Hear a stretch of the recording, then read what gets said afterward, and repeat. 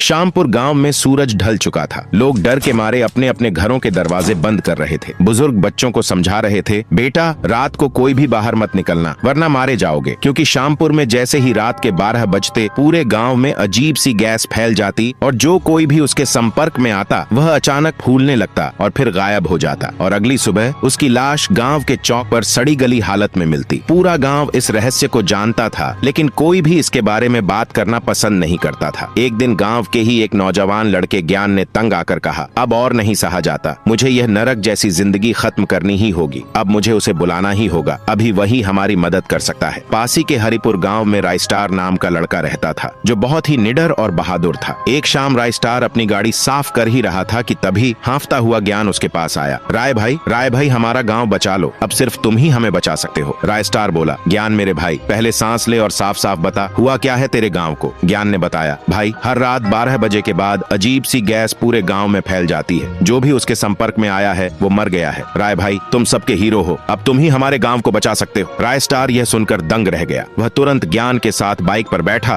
और गांव की ओर निकल पड़ा। रात होते होते दोनों गांव पहुंच गए। ज्ञान ने घबराकर सबसे पहले दरवाजा बंद किया और बोला, भाई जरा संभल कर रहना। राय स्टार हंसकर बोला, सब मुझे पर छोड़ दो। 12 बजते ही राय स्टार ने मास्क पहना और धीरे धीरे दरवाजा खोलकर बाहर निकला। पूरा गाँव गैस के गुब्बार में डूबा था। राय स्टार पूरी रात गैस की जांच करता रहा, लेकिन सुबह जब घर आया तो दंग रह गया। ज्ञान का शरीर फूल चुका था और वह अधमरी हालत में बिस्तर पर पड़ा था। राय स्टार समझ नहीं पाया। वह तुरंत उसे बाइक पर डालकर अस्पताल ले गया और डॉक्टर से बोला, पैसों की चिंता मत करना, बस मेरे भाई को बचा लो। डॉक्टर बोला, राय स्टार भाई तुम्हारे भाई को बचाना असंभव है, उसके फेफड़ों में भारी मात्रा में गैस भर चुकी है। राय स्टार को याद आया, कल रात लौटने के बाद उसने दरवाजा बंद करना भूल गया था। उसका दिल टूट गया। वह फूट फूट कर रो पड़ा और ने कसम खाई, मैं इस गैस का राज जरूर खोलूंगा। अगले दिन राय स्टार पास के गांव रूपनगर गया। वह हर घर जाकर पूछताछ करता रहा, लेकिन कोई सुराग नहीं मिला। शाम को थककर वह एक ढाबे पर पहुंचा। वहां एक बूढ़ा चाय पीते हुए बोला, ये गैस पास की फैक्ट्री से आती है बेटा, वहां जहरीली दवाइयां बनती हैं और उस फैक्ट्री का मालिक कोई और नहीं बल्कि खूंखार गुंडा तुंग तुंग है। राय स्टार हक्का बक्का रह गया। वह बिना देर किए फैक्ट्री पहुंचा। हजारों मजदूर मशीनों पर काम कर रहे थे और फैक्ट्री का धुआं सीधा गाँव की तरफ जा रहा था। राय स्टार अंदर गया और तुंग तुंग से बोला, तुंग तुंग ये फैक्ट्री बंद कर दे, तेरे धुएं की वजह से लाखों लोग मर रहे हैं। तुंग तुंग हंसकर बोला, मैं क्यों बंद करूं, जो करना है कर ले। राय स्टार निराश होकर वहां से चला गया। अगले दिन उसने गांव वालों के साथ एक प्लान बनाया। रात को मास्क पहनकर फैक्ट्री पहुंचा और एक एक करके सारी मशीनें उखाड़कर गांव ले आया। अगली सुबह तुंग तुंग फैक्ट्री पहुंचा तो हैरान रह गया, पूरी फैक्ट्री खाली थी। उसने अपने आदमियों से पूछा, कितने आदमी थे। एक मजदूर डरते डरते बोला, मालिक अकेला राय स्टार। तुंग तुंग गुस्से से दहाड़ा, अकेला राय स्टार और तुम 5 मिलकर भी उसका कुछ नहीं बिगाड़ पाए,